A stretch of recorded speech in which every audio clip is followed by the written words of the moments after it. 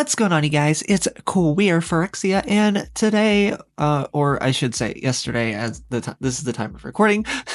Anyways, we just got a bunch of Bloomburrow spoilers, and I am very excited for this set. I didn't originally think I was going to be into this set, but there's a card that has drawn my attention into Bloomburrow, and that is Flubs the Fool. He is a Teamer Frog Scout, legendary creature for green, blue, red, and he says you may play an additional land on each of your turns. Whenever you play a land or cast a spell, draw a card if you have no cards in hand, otherwise discard a card. He is a 0/5, and while this little frog may seem unassuming, this scout is quite powerful if you build him in the correct way. That being said, I want to talk about some of the synergies that this deck has and my personal opinion on what this guy can do. So let's get into it. I've seen a lot of people talking about how to build this deck.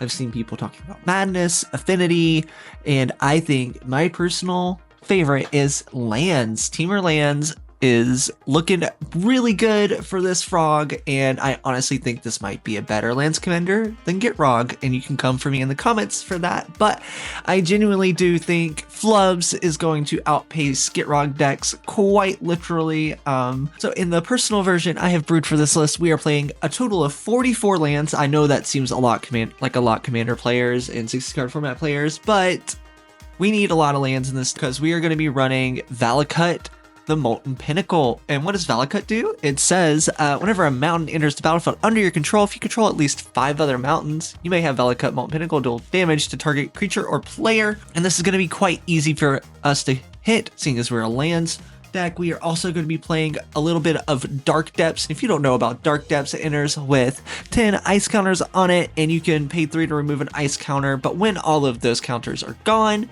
it becomes a 20/20 indestructible creature known as the Unfathomable Merit Lodge. And what other utility lands are we running to make these a little bit easier to hit? I am glad you asked. We are running Thespian Stage, which can pay 2 into, and it becomes a copy of a land. Vesuvo, which just enters the battlefield as a copy of a land. Echoing Deeps, which enters the battlefield as a copy of a land in the graveyard. And Field of the Dead. Very importantly, when Field of the Dead or another land enters the battlefield under your control, if you control 7 or more lands with different names, create a 2/2 black zombie. We are also on Horizon of Progress, which is pay 1 life, add 1 mana of a land you could produce, pay 3, you may put a land from your hand onto the battlefield tapped, or pay 1 to sack and draw it. We are also on Urza's Cave, which is just a generic pay 3, tap, sack, and search for any land to the battlefield tapped. So those are the utility lands. Otherwise, it is a bunch of fetch lands and lands with land types. Now, being a land deck, we obviously have to be playing some Landfall. Well, you'd be correct. We are playing Spitfire Lagark, which is when a land ETBs, deals 1 damage to each opponent. We are also running Tunneling Geopede, which does the same effect.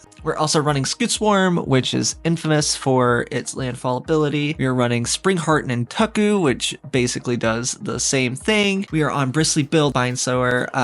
When a land enters the battlefield under your control, put a +1/+1 on target creature, and you can pay 5 to double those counters. We're running Green Sleeves, which does a lot. Notably, its landfall ability is when a land ETBs, make a 3/3 Badger. Lotus Cobra, obviously, creating us mana when we play lands. On top of the landfall of it all, we are playing some creatures that let us play additional lands, such as Zusa, Lost but Seeking, Dryad of Elysian Grove, Llanowar Scout, Scaled Herbalist, Walking Outless, and some cards to get some better lands like Sowing Mycospawn from Modern Horizons 3, which is a on cast, search your library for a land card, put it on the battlefield. If it was kicked, you can also exile a land, which is important. And we're also on some things to help us find our lands a little easier, like Courser of Krufix, which makes us play with the top of our library revealed, but we can play lands from the top, and lands gain us a life apiece when they ETB. Oracle of Modiah,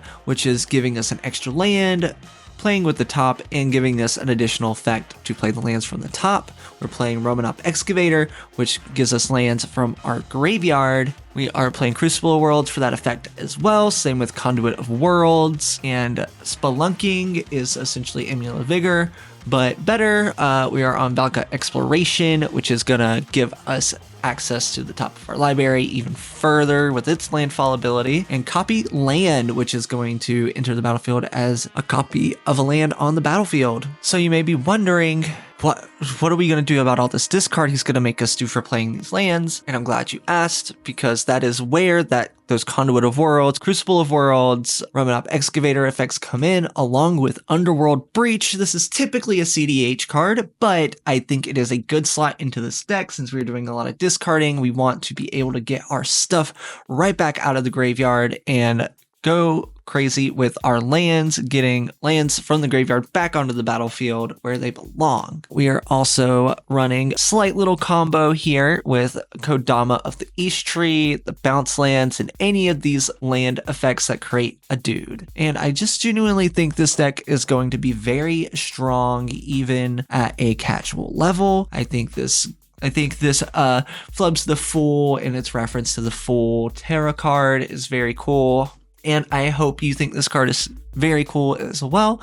Thank you guys for watching, and be sure to leave a like and comment. Tell me what you think about this deck. What do you think about Flubs the Fool? I think he's quite neat. Anyways, I'll catch you in the next one, and I'll see y'all later.